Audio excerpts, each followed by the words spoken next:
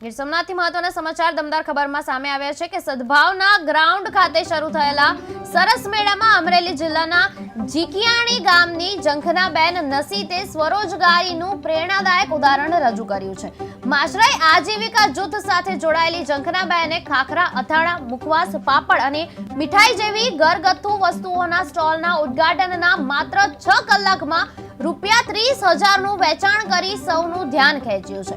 એક સમયે ઘર ચલાવવા માટે સંઘર્ષ કરનાર ઝંખનાબેન આજે સખી મંડળના સથવારે મહિને અંદાજિત ₹1 લાખ આવક મેળવી આત્મનિર્ભર બન્યા છે। સરસ મેળામાં રાજ્યના 50થી વધુ સખી મંડળોના સ્ટોલ વચ્ચે ઝંખનાબહેનનો સ્ટોલ વિશેષ આકર્ષણનું કેન્દ્ર બની રહ્યો છે। અને આ સરકારના સરસ મેળાની અંદર મને ફ્રીમાં સ્ટોલ મળેલો છે। તેમાં કાલે 6 વાગે શરૂ કરેલો હતો અને રાત્રે 1 વાગ્યા સુધીમાં મારે 30,000નું વેચાણ થયેલું છે। સરકાર અમને આવા વિના મૂલ્ય સ્ટોલ આપે એ માટે સરકારશ્રીનો ખૂબ ખૂબ આભાર। અમરેલી સરસ મેળાનો સ્ટોલ હતો એ બોલ આની પહેલાં અમારે અમરેલીમાં સરસ મેળો હતો, ત્યાં પણ અમને સ્ટોલ આપેલો હતો, ત્યાં પણ અમારે સારું એવું વેચાણ થયું અને ત્યાં 10 દિવસમાં અમારે 3 લાખ જેવું વેચાણ થયેલું હતું અને અત્યારે